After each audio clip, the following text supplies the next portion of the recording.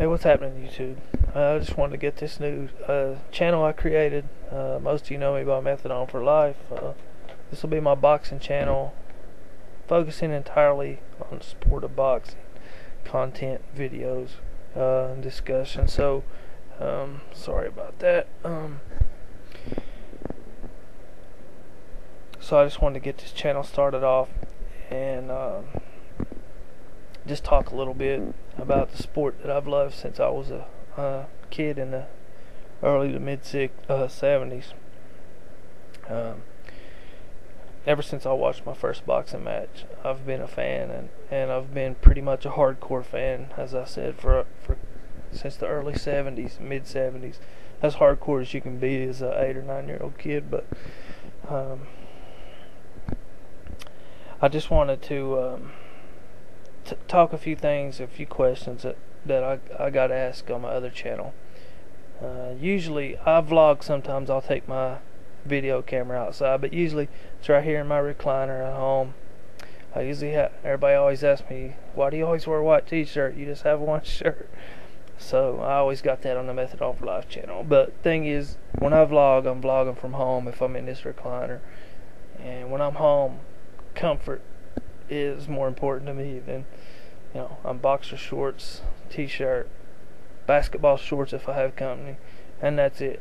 And as soon as I hit the door, everything goes off. Boxer shorts, t-shirt, and that's the only way I'm comfortable. So wanted to explain that, because I know some of the new people that haven't watched my videos will ask me that, because you'll always 90% of the time see me in a white t-shirt. So I do have more than one, believe it or not. I've got two. Nah, I have quite a few actually. But anyway, back to boxing. Talk about a fight that's coming up. Torres and Holt. I like Kendall Holt. I think the guy is super talented, but there just seems to be something missing from his game. He has fast hands. He's got some pop on his punches, but he seems to always have a lapse. It got him caught. He lost to a journeyman fairly early on, and he's been touched a couple of times and hit the canvas. And then, as we know, Torres, pretty much, it was, some people say controversial, some don't, but I think he can beat Torres if he boxes, uses his jab, uses lateral movement, and fights smart. But it seems like Kendall Holt reminds me a lot of Alan Green. Got a lot of physical tools, but it seems like, and they both have a very good jab, and they don't seem to use it enough, and I don't understand that. I see so many fighters today that have, pretty decent jabs, and they just won't use it. And if you have a good jab, and by a good jab, I don't just mean a fast little flick, and I mean a good popping, jab that you can control opponent. You can control the whole fight with a good jab. Hell, Kevin Johnson is, the heavyweight prospect. That's mainly all he uses is a jab, jab, jab, and occasional right hand. Thomas Hearns had a good jab, and Larry Holmes, Muhammad Ali. A jab is the most important punch in boxing. If you have a good jab, it can overcome a lot of flaws. But it seems like Kendall Holt and Alan Green and guys, and so many fighters today don't use it enough. They don't stick their jab out there, and I think that hurt him against Torres. And we all know Torres is, he loves to mix it up. He's coming. He's got a hell of a punch, and if Holt stands there, and Holt gets in these little periods where he loses composure, whatever, and he'll stand, whether it's pride, and go toe to toe for a few, just longer than he should, because he should never stand in front of Torres, never. I know a lot of people say, well, they call it running, or a lot of people call a good tactical fight, like we talked about, or they'll call him, a coward or running or whatever. There's a difference in running, just like Blood Boxing was talking. That's a great video about ring technician, great video. But there's a difference in running and fighting smart. And Kendall Holt, I don't think any of us will sit here and say the smart thing for him to do is stand there in front of Ricardo and just trade punches. He will be, that probably won't come out good. I mean, Holt has power, and don't think he can't hurt towards either. He can, but I don't think that would be in his best interest. I think if he would go side to side, use a lot of lateral movement, keep the jab pumping, a few quick combinations, right cross, in and out, I think he would have a chance. But he never seems to do that. Same thing with Alan Green. And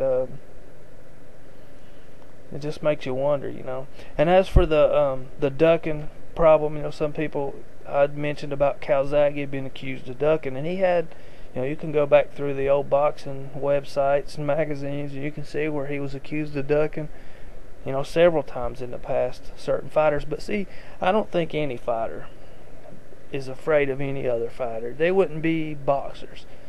That's why you'll never hear me call a fighter a bum. I respect anyone that steps in the ring, from an amateur in his first fight to the pound-for-pound champion. It takes a certain mentality to step in that boxing ring. And you never hear me call anyone a bum or a cat, and I don't think any of these guys are cowards. If any ducking, I don't think Calzaghe's scared of anyone. I don't think Roy Jones. I don't think Hopkins. I don't think none of these guys are scared to fight anyone. But as far as in terms of ducking, if there's any ducking or avoiding fighters, it's done by the promoters and the trainers and so on. These boxers, these top prospects, or the top guys in the game, they're an investment to these people. They make their living. So naturally, if they're offered $10 million to fight a guy who isn't really a threat, or they're offered $15 million to fight a guy that's, got a real good chance to hurt their guy, they're going to take the $10 million, fight the guy that's not a threat, build the record, build the interest, make the public clamor for the matchup. And that's just a game. So I don't really think it's ducking. I don't think it's fair to call people, chicken and scared, because 90% of the fighters don't, unless they totally promote and manage themselves completely, most of them, they don't have any say. I mean, they naturally could refuse to fight, but they don't usually decide. It's the promoters and managers. And I've wasted the whole video here. So I didn't want to make anyone think I was ripping into Calzaghe, because I have respect for the guy. He's not one of my favorite fighters. I think he's a very good fighter, but I think great is a word that's thrown around much too often in the boxing world, especially in the sports world in general. But in boxing, to me, there's very few great fighters. But anytime anyone, wins 20 or 30 fights without a loss and gets a title or two, they're called great. And I don't see that. I think you have to judge caliber of competition, just so many things, besides just a record and a belt. There's a few guys that could be great. I think Roy Jones is a great, but I hear people saying things about certain fighters, and I don't see it. Like Vladimir Klitschko, he's tough. He's the top heavyweight right now, till someone takes him down. But to me, I don't think he's a great fighter. I mean, that's me. I think he's a good fighter, a good heavyweight. And he's the best right now. But I'll have more on that later. I won't get into the heavyweights. I may do a division by division rundown of the top 10. I thought about maybe doing that. But anyway, Blood Boxing's video is great. Check it out. And I'm going to catch up on a lot of you guys that comment on a lot of your videos and channels. I haven't had a chance, but I'd like to. Maybe I'll get to it this weekend. So take care, guys. If you're partying, have a safe 4th. Have fun. Just be safe. I'll see you later. I'm out.